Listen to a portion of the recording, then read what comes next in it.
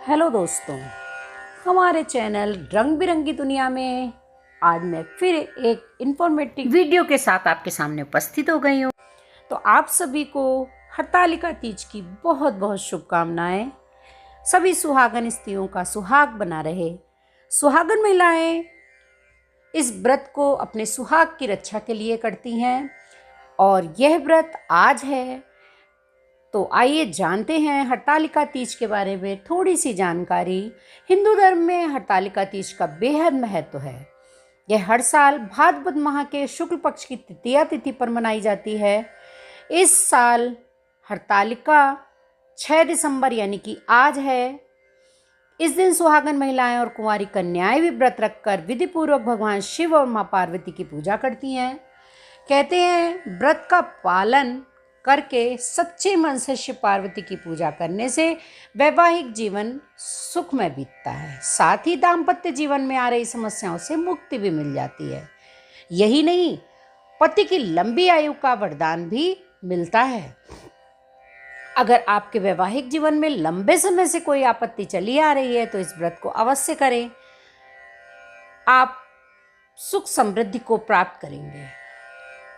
अगर आपके वैवाहिक जीवन में लंबे समय से बाधा आ रही है और आप सुख से वंचित हैं तो आप हरतालिका व्रत के दिन कुछ उपाय कर सकते हैं। माता पार्वती को लगाएं इस दिन खीर का भोग। हरतालिका तीज पर महादेव के साथ माता पार्वती की विधि विधान से पूजा करें। अंत में हरतालिका तीज की व्रत कथा सुने और माता पार्वती को खीर का भोग लगाएं। फिर इस खीर का प्रसाद अपने पति को खिलाएं। कहते हैं इससे पति पत्नी का रिश्ता मजबूत होता है और दाम्पत्य जीवन सुखमय बनता है।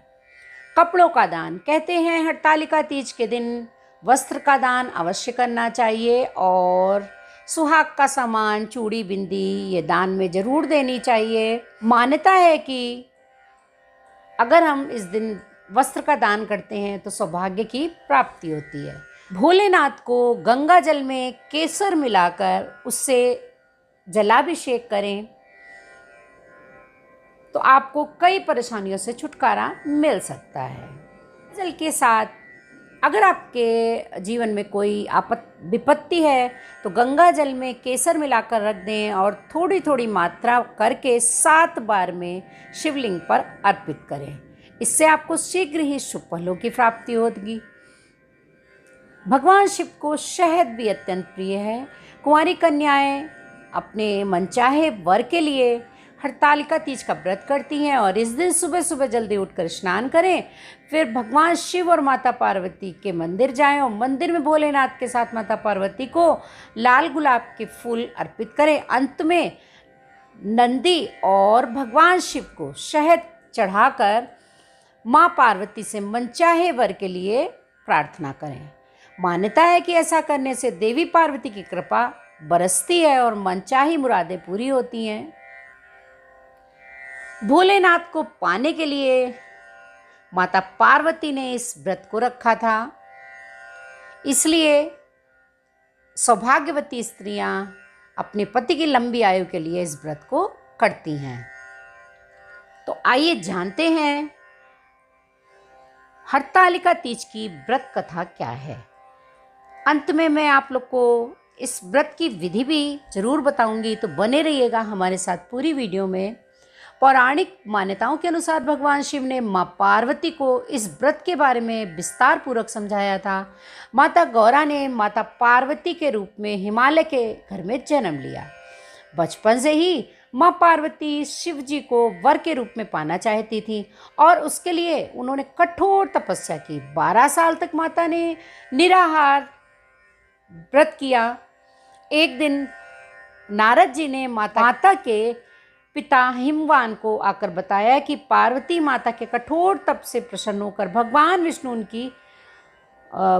विष्णु आपकी पुत्री से विवाह करना चाहते हैं। नारद मुनि जी की बात सुनकर महाराज हिमवान बहुत प्रसन्न हुए और भगवान विष्णु के सामने जाकर नारद मुनि से बोले कि महाराज हिमवान अपनी पुत्री पार्वती से आपका विवाह करवाना चाहते हैं। भगवान विष्णु ने उसकी अनुमति दे दी। फिर माता पार्वती के पास जाकर नारद जी ने सूचना दी कि आपके पिता ने आपका विवाह भगवान श्री हरि विष्णु के साथ तय किया है।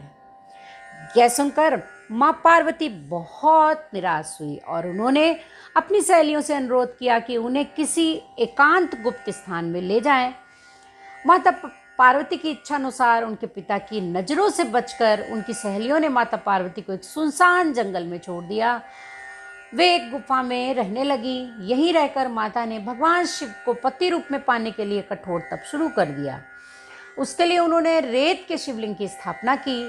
संयोग से वह दिन हस्त नक्षत्र में भाद्रपद शुक्ल की तृतीया का ही था, यानी कि आज का दिन। जब मां पार्वती ने शिवलिंग की स्थापना की, उस दिन निर्जला उपवास रखते हुए माता ने रात्रि में जागरण भी किया। उनके कठोर तप से भगवान शिव प्रसन्न हुए और मां पार्वती को उनकी मनोकामना पूर्ण होने का वरदान दे दिया। अगले दिन अपनी सहेलियों के साथ माता पार्वती ने व्रत का पारण किया और समस्त पूजा सामग्री को गंगा नदी में प्रवाहित कर दिया।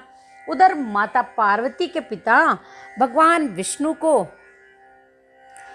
पुत्री के विवाह का वचन दिया जाने के बाद पुत्री के घर में ना रहने के कारण वे चिंतित थे।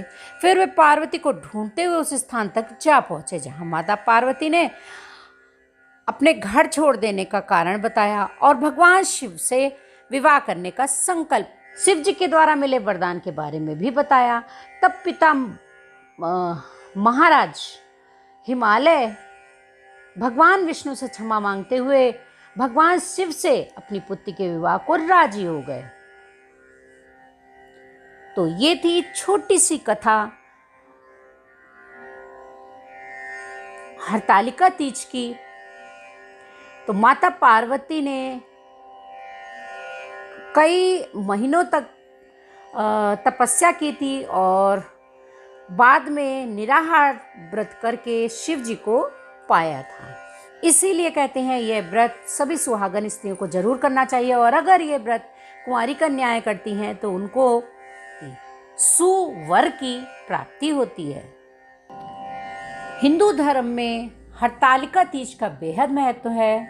यह हर साल सभी सुहागन स्त्रियां इस व्रत को करती हैं और यह व्रत निर्जला निराहार रहा जाता है। शाम के समय हरतालिका तीज की कथा सुनकर सुबह सुबह जो मिट्टी के शिवलिंग बनाए जाते हैं, माता पार्वती और गौरी गणेश बनाए जाते हैं, वो सुबह किसी पवित्र स्थान पर विसर्जन करने के बाद ही अन्न जल ग्रहण किया जाता है।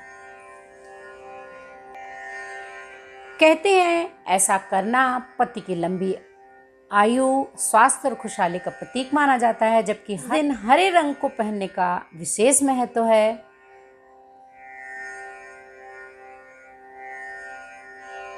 आई होप आप लोग को ये छोटी सी जानकारी पसंद आई होगी। पसंद आई हो तो प्लीज़ मैं वही कहूँगी जो हर वीडियो में बोलती हूँ, लेकिन आप भूल जाते हैं करना कि हमारे चैनल को विद बेल आइकन सब्सक्राइब कर दीजिएगा और चैनल में अगर पहली बार विजिट किया है तो चैनल को विद बेल आइकन सब्सक्राइब कर दीजिएगा, जिससे हमारी ऐसी ही वीडियो आप तक सबसे पहले पहुँच जाए।